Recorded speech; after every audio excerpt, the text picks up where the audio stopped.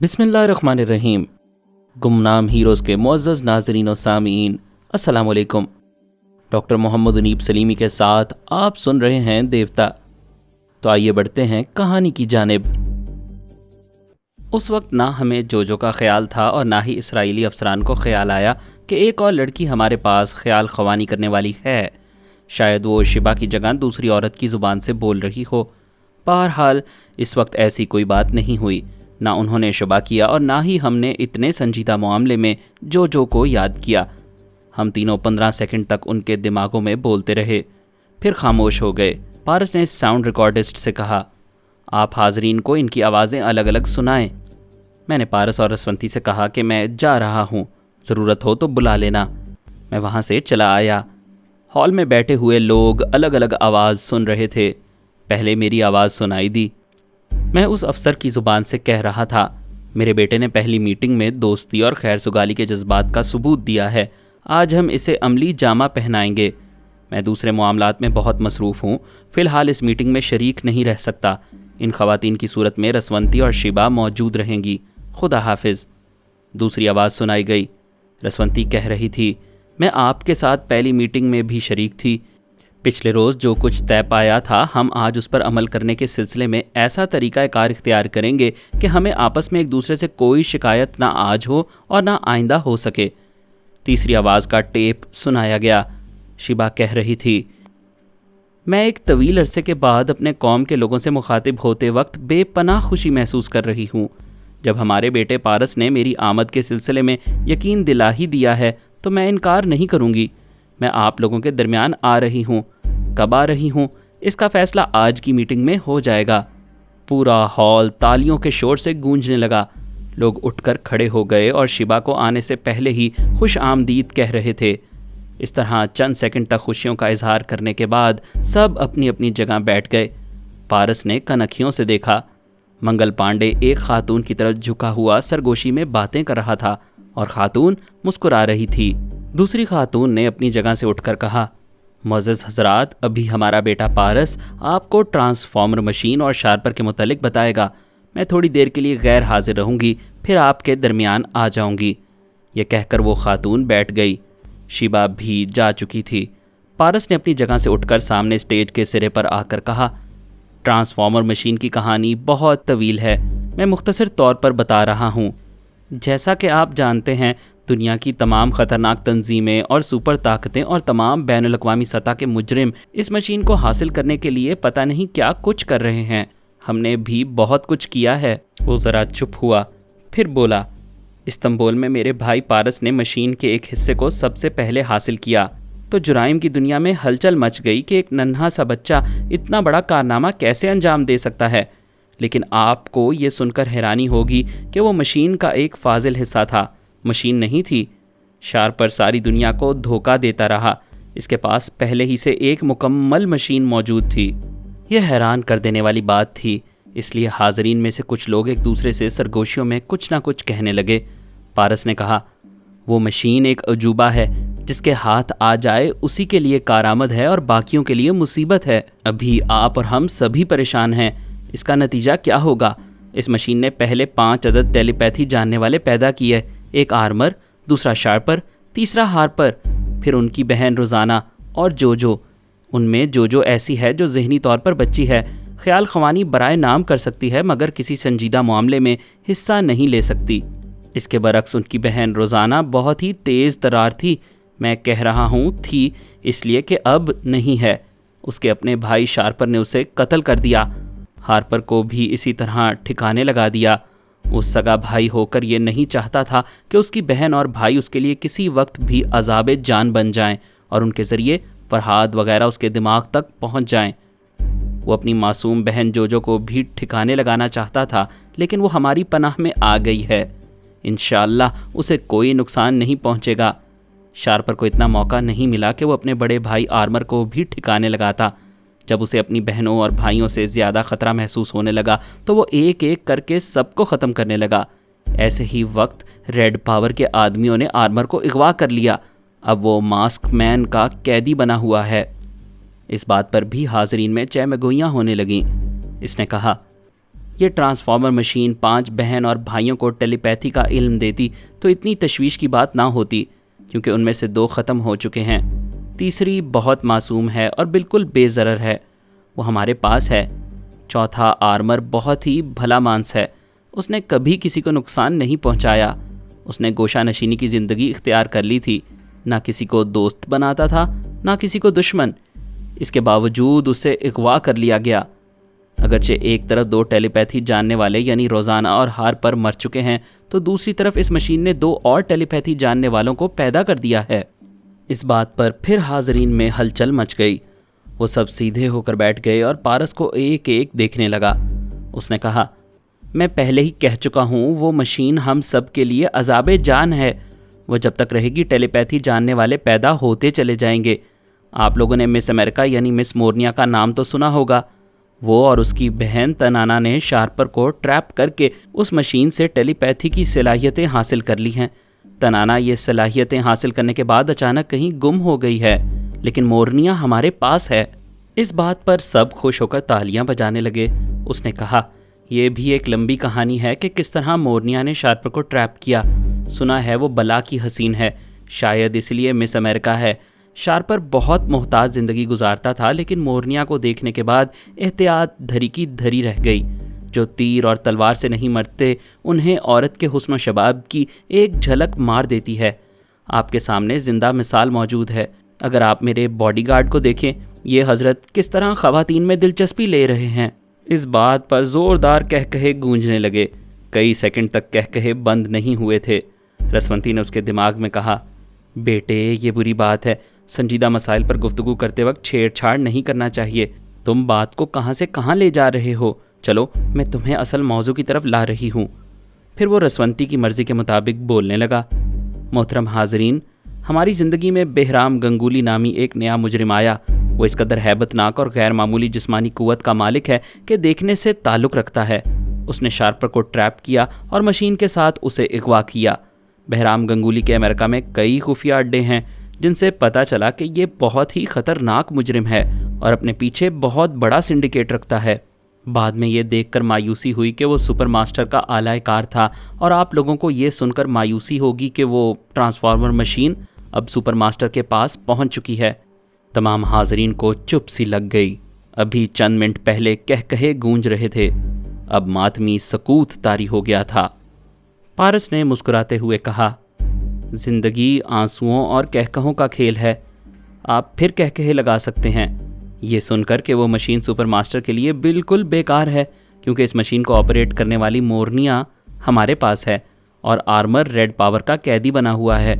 इस तरह कोई भी मशीन ऑपरेट करने वाला सुपर मास्टर के हाथ नहीं आ सका। एक ऑफिसर ने उठकर सवाल किया, मास्टर पारस, आप शार्पर को भूल रहे हैं। मुझे शार्पर अच्छी तरह याद है और बेचारा याद रहेगा। मैंने पिछली मीटिंग में आपसे वादा किया था कि आप लोगों को उससे निजात मिल जाएगी, लिहाजा हमेशा के लिए निजात मिल चुकी है। अब वो इस दुनिया में नहीं है।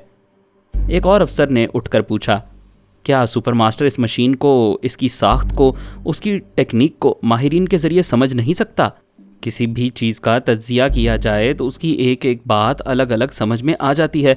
इस तरह मशीन को ऑपरेट करने का तरीका भी समझ में आ जाएगा।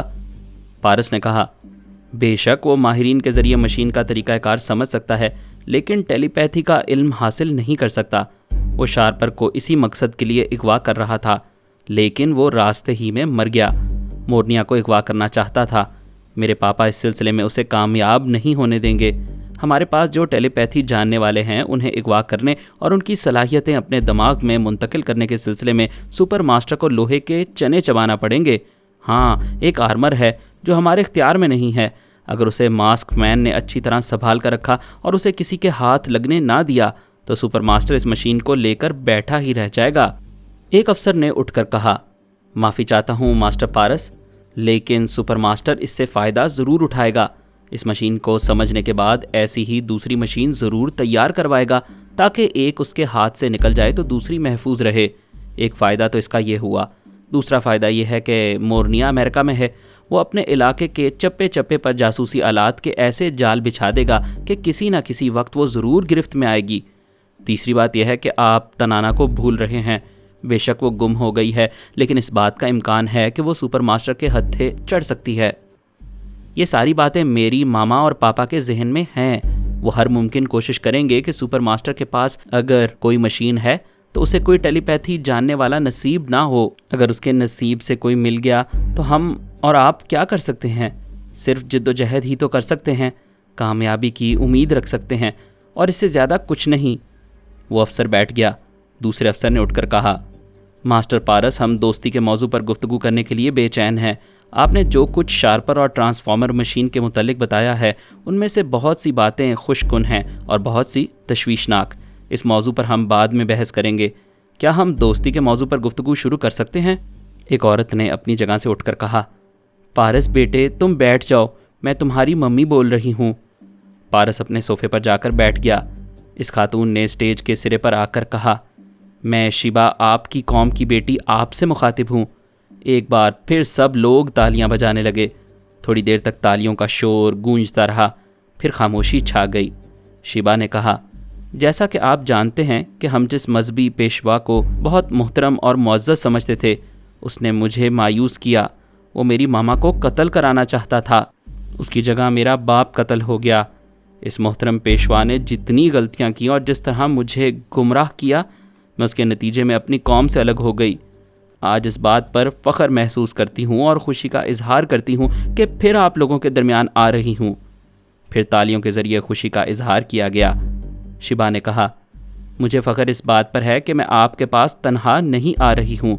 आपके पास 3 और टेलीपैथी जानने वाले ला रही हूँ, फरहाद, रसवंती और जोजो। सब के सब उठकर तालियां बजाने लगे और खुशी के नारे लगाने लगे। वो हाथ उठाकर बोली, मेरी तकदीर मुझे फरहाद की टीम में ले गई और बहुत अच्छा हुआ। मैंने वहाँ जाकर बहुत कुछ सीखा। मैंने वहाँ बेगर्ज दोस्ती और बेलौस मोहब्बत के जो जज्बात देखे, महसूस किए और फिर अपनाए, वही मैं आपके लिए ला रही हूँ। मुझे पूरा यकीन है कि जब मैं आपके पास आऊँगी तो आप भी फरहाद और उसकी पूरी टीम से इसी तरह बेगर्ज दोस्ती और बेलौस मोहब्बत का सबूत देंगे। हर तरफ से आवाज़ आने लगी, बेशक बेशक, हम बेगर्ज दोस्ती और बेलौस मोहब्बत करेंगे और मरते दम तक करते रहेंगे, बेशक बेशक। जैसा कि मैं कह चुकी हूँ, अपने साथ 3 टेलीपैथी जानने वाले ला रही हूँ। इसका मतलब ये नहीं है कि वो सब नफ्स बनफ्स यहाँ आएंगे। अलबत्ता 2 आएंगे और बाकी 2 ख्याल ख़वानी के ज़रिए हमारे दरमियान मौजूद रहा करेंगे। इस तरह आप लोगों के पास 4 ख्याल ख़वानी करने वालों की ताकतें होंगी। ये बातें ऐसी थीं कि हर बात पर तालियों का शोर गूंजने लगता था। हर तरफ से खुशियों का इजहार होने लगता था। शिबा ने कहा, मेरे मुअज़्ज़ज़ हमवतनों, जैसा कि आप जानते हैं, पारस 1 नहीं 2 अदद हैं और ये खुदा बेहतर जानता है कि इनमें से कौन सा पारस अपनी माँ रसवंती और अपने बाप फरहाद का बेटा है। इनमें से कोई भी इनका बेटा हो, मगर ये दोनों पारस इतने ड्रामाई अंदाज से हमारे सामने आए और हम पर अपनी मासूमियत का जादू जगाया, हमें मुतासिर किया, हमारे दिलों में इतनी मोहब्बत भर दी कि हम दोनों पारस को असली समझते हैं और किसी को भी नकली कहते वक्त दिल की गहराइयों से दुख महसूस करते हैं। वो एक ज़रा तवक्कुफ से बोली, बात यह है कि एक पारस रसवंती की ज़ेरे निगरानी रहता है जो अभी आपके सामने मौजूद है। हम इसे पारस दोम कहते हैं। मैं पारस अव्वल की परवरिश कर रही हूँ, इसे तालीम व तरबियत दे रही हूँ। मैंने इस अरसे में इस कदर इसके लिए ममता महसूस की है कि इससे 1 मिनट के लिए भी अलग नहीं रह सकती। उसने चुप होकर एक सिरे से दूसरे सिरे तक हाज़रीन को देखा, फिर कहा, अब मसला ये है कि मैं अपने पारस अव्वल को साथ कैसे लाऊं, जबकि यहाँ पारस दोम पहले से मौजूद है, और अगर ये मौजूद है तो मैं अपने बेटे को छोड़कर नहीं आ सकती। पूरे हॉल में गहरा सन्नाटा छा गया। सब उसे सवालिया नज़रों से देख रहे थे। वो बोली, मैं सिर्फ इस शर्त पर आऊँगी कि मेरे साथ पारस अव्वल आएगा और पारस दोम यहाँ से चला जाएगा। सब लोग आपस में सरगोशियाँ करने लगे। मक्खियों जैसी भिन भनाहट पूरे हॉल में गूंज रही थी। शिबा ने कहा, आप अपने तौर पर फैसला नहीं कर सकेंगे क्योंकि यहाँ होने वाली तमाम कार्रवाइयों को दूसरी तरफ टीवी स्क्रीन पर देखा जा रहा है। हमारी बातें सुनी जा रही हैं, वहीं से हतमी फ़ैसला सुनाया जाएगा। मैं इससे पहले वजाहत कर दूं, मेरी इस बात में कोई फ़रेब नहीं है। आपको अपनी कौम की बेटी पर एतमाद करना चाहिए। आपके भरोसे के लिए पहले मैं यहाँ आऊँगी और अपने साथ जोजो को लाऊँगी। इस तरह आपके यहाँ 2 टेलीपैथी जानने वाली कुव्वतें मौजूद होंगी। इसके बाद पारस दोम यहाँ से जाएगा और पारस अव्वल मेरे पास आएगा। एक अफसर ने उठकर कहा, मैं बड़ी माजरत से पूछना चाहता हूँ, क्या आपके इस फैसले से साबित नहीं होता कि ये पारस दोम ही असल पारस है? शिबा ने कहा, असल और नकल की बात करने से हमें दुख पहुँचता है, लिहाजा इसको ना छेड़ा जाए। मैं आप लोगों के इत्मीनान की खातिर पहले यहाँ आ रही हूँ। थोड़ी देर खामोशी रही, फिर कंप्यूटर के जरिए टीवी स्क्रीन पर दूसरी तरफ से जवाब मौसूल होने लगा। वहाँ लिखा हुआ था, मिस शिबा से बहस ना की जाए, उनकी हर शर्त मंजूर है, लेकिन एक सवाल है, पहले भी हम डमी शिबा की वजह से धोखा खा गए थे। इस बात की क्या ज़मानत है कि अब जो शिबा हमारे पास आ रही है वो हमारी अपनी होगी? शिबा ने कहा, इसके लिए एतमाद करना होगा, कोई ज़मानत नहीं दी जा सकती। फिर दोस्ती का मतलब पाबंदी नहीं होता। जब मैं जोजो और पारस अव्वल के साथ आऊँगी तो किसी की पाबंदी में नहीं रहूँगी। मेरे लिए इस मुल्क की सरहदें खुली रहेंगी। वो ज़रा चुप रहकर बोली, आज से पहले भी फरहाद से दोस्ती होते होते रह गई, और ऐसा इसलिए हुआ कि हमारे दरमियान एतमाद कमज़ोर रहा। जब तक हम एक दूसरे पर भरोसा करना नहीं सीखेंगे उस वक्त तक दोस्ती नामुमकिन है। वो स्टेज के एक सिरे से दूसरे सिरे पर जाते हुए और हाजरीन को देखते हुए बोली, अगर आप ये समझते हैं कि पारस दोम को अगवा करके उसे यरकमाल बनाकर हमें दोस्ती पर मजबूर किया जा सकता है तो इससे पहले भी आप बहुत कुछ कर चुके हैं और हमेशा नाकाम रहे हैं। इस बार भी इंशाअल्लाह आपको नाकामी होगी। हम जब चाहेंगे पारस दोम को यहाँ से निकाल कर ले जाएंगे, लेकिन उसने बात अधूरी छोड़ दी। ज़रा तजस्सुस पैदा करते हुए हाजरीन पर एक नज़र डाली, फिर कहा, लेकिन इस बार एक फ़र्क होगा। अब से पहले कई बार आप लोग फरहाद, रसवंती और सोनिया से टकराते रहे। इस बार पारस दोम को कैदी बनाकर रखने के सिलसिले में अपनी ही कौम की बेटी शिबा से टकराना होगा। और मैं कसम खाती हूँ, अगर हमारे दरमियान दोस्ती ना हुई और मैंने इन मुसलमानों पर यह साबित ना किया कि यहूदी दोस्ती करने के काबिल हैं, तो खुदा की कसम मैं पारस दोम को मक्खन के बाल की तरह यहाँ से निकाल कर ले जाऊंगी। टीवी स्क्रीन पर कंप्यूटर के जरिए जवाब मौसूल होने लगा। वहाँ लिखा हुआ था, मिस शिबा, आप जज्बात में आ रही हैं। इसके बावजूद आपने बहुत अच्छी बात कह दी है कि आप मुसलमानों के सामने यहूदियों को दोस्त नवाज साबित करना चाहती हैं। इसके लिए हम आपके साथ हर मुमकिन ताउन करेंगे। मिस शिबा, जब हम ज़मानत की बात करते हैं तो इसका मतलब ये नहीं होता कि हमें फरहाद या उसकी टीम पर बिल्कुल एतमाद नहीं। बेशक है, कुछ हम एतमाद करते हैं, कुछ उन्हें करना चाहिए। तुम कहती हो जब यहाँ आओगी तो पारस दोम यहाँ से चला जाएगा, इसके बाद तुम्हारा बेटा पारस यहाँ आएगा। हम कहते हैं कि इसकी कतई ज़रूरत नहीं। हम तुम्हारे आने से पहले ही कल सुबह तक पारस दोम को यहाँ से रवाना कर देंगे। हमें तुम पर एतमाद है, लेकिन कुछ हम पर भी तो भरोसा करो। शिबा ने पूछा, आप किस किस्म का भरोसा चाहते हैं? जैसा कि हमें मालूम हुआ है, मादाम सोनिया तिल अबीब में मौजूद हैं, लेकिन रूपोश हैं। हम चाहते हैं वो हमारी मुअज़्ज़ज़ मेहमान बनकर रहें। जैसे ही वो ख़ुद को जाहिर करेंगी, हम पारस को यहाँ से पेरिस पहुँचा देंगे। रसवंती ये सारी बातें सुन रही थी। जब उन्होंने ये यकीन दिलवाया कि बेटा फ़ौरन ही माँ के पास पहुँच जाएगा तो वो तड़प गई। फ़ौरन ही शिबा के दिमाग में आकर बोली, प्लीज़ खुदा के लिए इनकी बात मान लो, मेरे बेटे को मेरे पास पहुँचा दो। रसवंती, ज़रा सब्र तहम्मुल से काम लो। ये बातें बज़ाहिर दोस्ताना हैं, लेकिन इनके पीछे क्या सियासी चालें हैं, ये मेरी और तुम्हारी समझ में नहीं आएंगी। चलो पहले सोनिया से पूछते हैं। उसने हाजरीन से कहा, मैं चंद मिनट की इजाज़त चाहती हूँ, कुछ मशवरा करने के बाद आपको जवाब दूंगी। वो और रसवंती सोनिया के पास पहुँच गईं। यूं भी रसवंती जब इस इजलास के हाजरीन को मुखातिब करती या अपने बेटे के ज़रिए बोलती थी तो शिबा ये सारी बातें सोनिया को आकर बता देती थी, और जब शिबा बोलने में मसरूफ़ रहती थी तो रसवंती ये रिपोर्ट उसके पास पहुंचाती रहती थी। इस तरह सोनिया को इस कार्रवाई का पूरा इल्म था। रसवंती ने कहा, सोनिया, खुदा के लिए मेरी ममता का ख्याल करो। वो कह रहे हैं अगर तुम खुद को जाहिर कर दोगी तो मेरा बेटा पारस फ़ौरन ही मेरे पास पहुंचा दिया जाएगा। सोनिया ने मुस्कुराते हुए पूछा, परेशान क्यों होती हो? जब बेटे को तुम्हारे पास पहुंचाने की शर्त यही है कि मुझे जाहिर होना पड़े और उनका कैदी बनना पड़े। अगर बदनसीबी से दोस्ती ना हो और फिर उनकी तरफ से तरह तरह की सज़ाएं भुगतना पड़े तो मैं हाजिर हूँ। अभी यहाँ से टेलीफोन के ज़रिए बता देती हूँ कहाँ छुपी हुई हूँ। उसने रिसीवर की तरफ हाथ बढ़ाया, लेकिन रसवंती ने रिसीवर पकड़ने नहीं दिया। ख्याल खवानी के ज़रिए रोक दिया। ठहर जाओ, मैं पागल हूँ, दीवानी हूँ, ममता की मारी हूँ, अपने बच्चों की मोहब्बत में दूसरों को भूल जाती हूँ, और तुम दूसरी कब हो? तुम तो मेरी ज़ात के अंदर हो। तुम वो औरत हो जिसने मेरी खातिर दुल्हन बनकर भी फरहाद से निकाह पढ़ाने से इनकार कर दिया था, सिर्फ इसलिए कि तुम मेरी सौकन नहीं बनना चाहती थी। सोनिया, मैं तुम्हें मरते दम तक सलाम करती रहूँगी। आज मेरे सामने आजमाइश की घड़ी है। मैं तुम्हारे लिए अपने बेटे को भी कुर्बान कर सकती हूँ। मैं उनकी ये शर्त कभी तस्लीम नहीं करूँगी कि तुम्हें जाहिर होना चाहिए। सोनिया ने हंसते हुए कहा, रसवंती, मैं तुम्हें भड़का रही थी, वरना हमें यही करना चाहिए। पारस को पहली फुर्सत में यहाँ से रवाना कर देना चाहिए। मेरी फिक्र ना करो। क्यों ना करूँ? क्या तुमने ज़िंदगी में किसी से अकीदत रखी है? हाँ, मैं जनाब शेख अल फारस की बहुत ज़्यादा अकीदतमंद हूँ।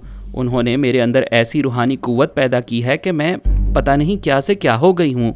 सोनिया ने कहा, फिर ज़रा सोचो, मैं बाबा फरीद वास्ती साहब की लाडली हूँ।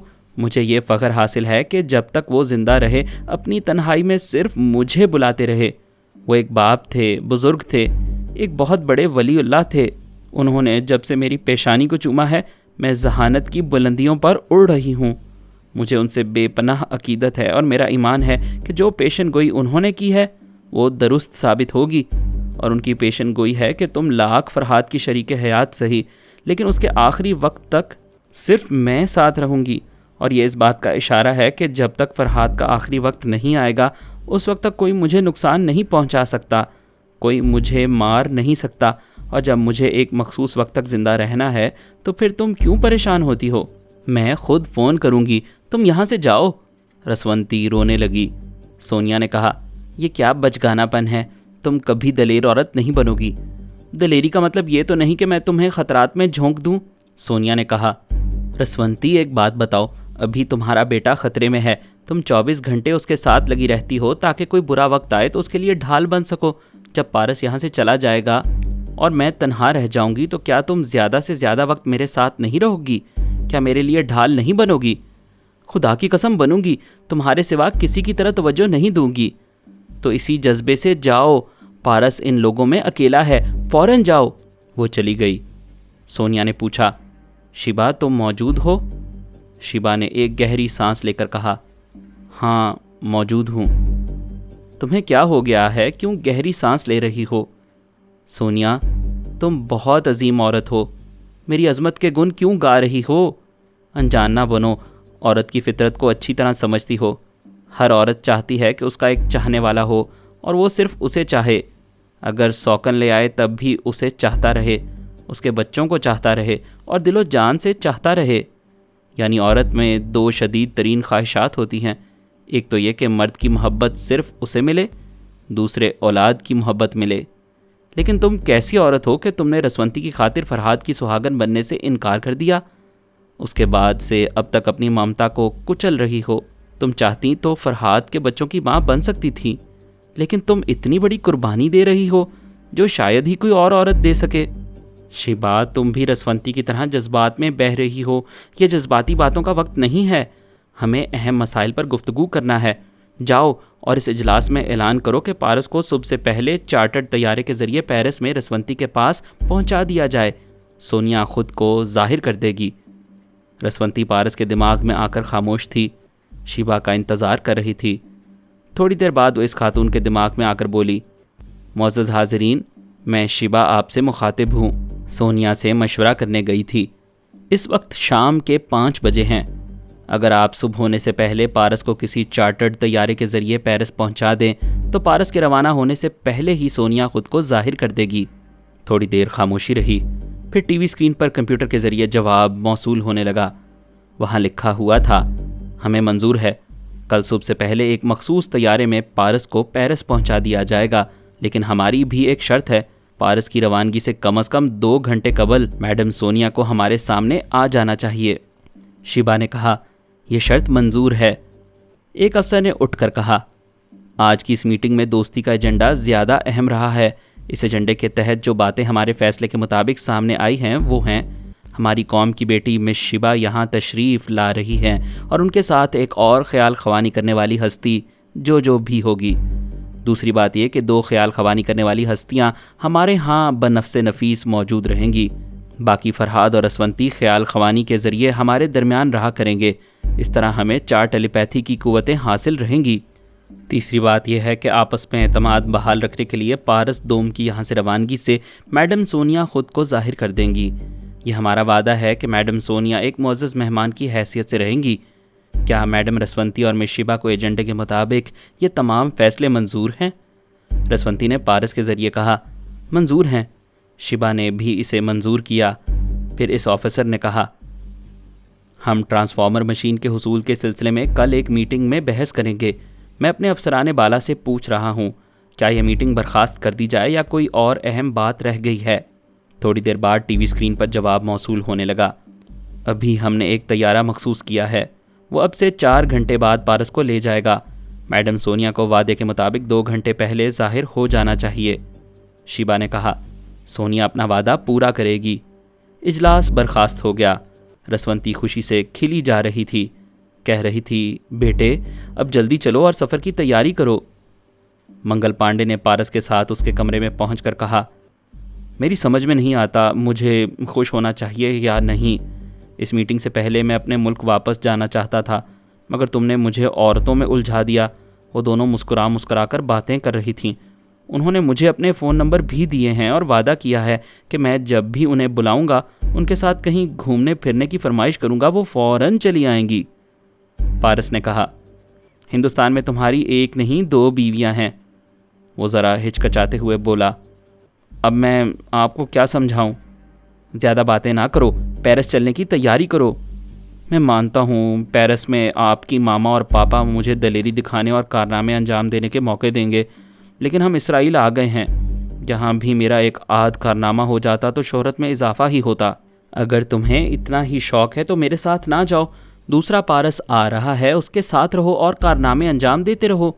वो खुश होकर बोला, दरअसल मैं यही चाहता हूँ। देखो ना, मैं अचानक चला जाऊँगा तो वो बेचारियाँ बहुत मायूस होंगी। रसवंती और शिबा इस दौरान तमाम जिम्मेदार अफसरान के दिमागों में जाती रहीं। चुपचाप मालूम करती रहीं कि पारस को वहाँ से रवाना करने के सिलसिले में क्या किया जा रहा है। दोनों को ख्याल खवानी के ज़रिए इत्मीनान हो रहा था। पारस के लिए सचमुच तैयारा मखसूस कर दिया गया था। ठीक 2 घंटे पहले शिबा ने एक जिम्मेदार अफसर से कहा, सोनिया सी व्यू होटल के वेटिंग रूम में इंतज़ार कर रही है, उसके लिए गाड़ी भेज दें। क्या हम मैडम को पहचान सकेंगे? जी हाँ, वो अपने असली रूप में है। सोनिया उस होटल के वेटिंग रूम में बैठी खिड़की के पार समंदर का नज़ारा कर रही थी। थोड़ी देर बाद 4 गाड़ियाँ होटल के सामने आकर रुकीं। वो खिड़की से देख रही थी। उनमें कोई फ़ौजी गाड़ी नहीं थी। आने वाले बहुत ही उम्दा लिबास में थे और बड़े ही मुहज़्ज़ब नज़र आते थे।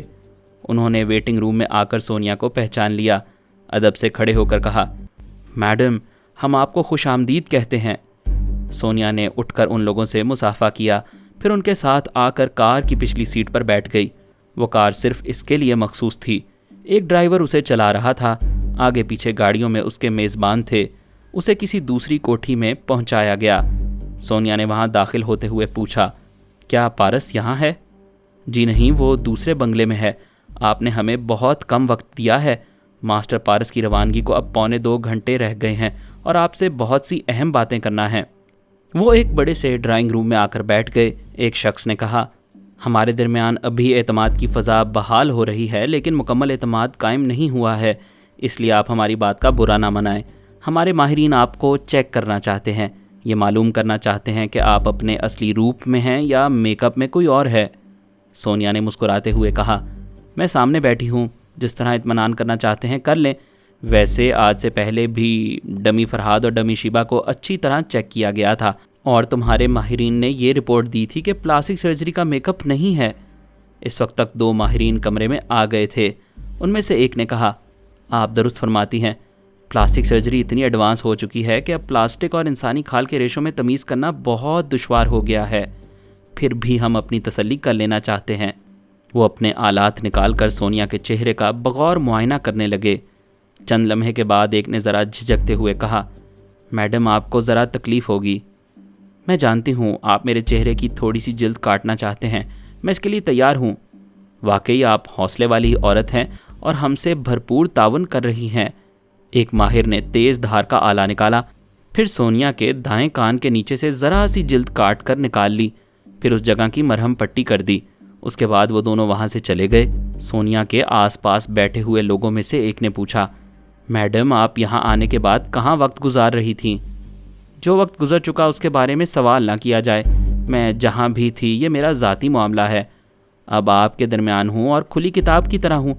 अभी मेरी सच्चाई साबित हो जाएगी। आधे घंटे के अंदर ही दोनों माहिरीन ने रिपोर्ट कर दी कि चेहरे पर प्लास्टिक सर्जरी नहीं है, ये मैडम सोनिया का असली चेहरा है। वहाँ जो बातें हो रही थीं और रिपोर्टें सुनाई जा रही थीं, दूसरी तरफ भी आला अफसरान बैठे सुन रहे होंगे। यकीनन वो उलझ गए होंगे।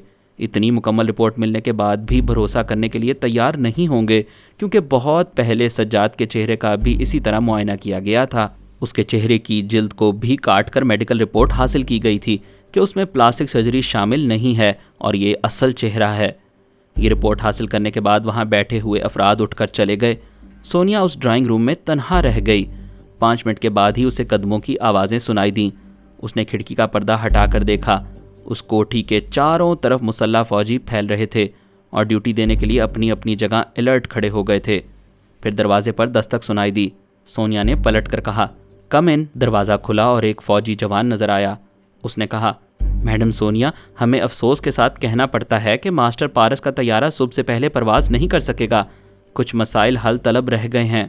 इस मकसद के लिए एक हंगामी इजलास बुलाया जा रहा है। हम आपके ज़रिए मिस्टर फरहाद, मैडम रसवंती और मिस शिबा से इस इजलास में शरीक होने की दरख्वास्त कर रहे हैं। आपसे भी दरख्वास्त है कि हमारे साथ तशरीफ़ ले चलें। मज़ीद अक़सात सुनने के लिए हमारे चैनल का सब्सक्राइबर बनिए और साथ ही बेल आइकन को क्लिक करें ताकि आपको हर आने वाली नई वीडियो की नोटिफिकेशंस मिलती रहें। हमारी वीडियोस को लाइक और शेयर करते रहें और हमें अपनी दुआओं में याद रखिएगा। ISI और पाक आर्मी जिंदाबाद, पाकिस्तान पाइंदाबाद। हम फिर मिलेंगे इंशाअल्लाह एक अगली नई किस्त के साथ। तब तक के लिए अल्लाह हाफिज़।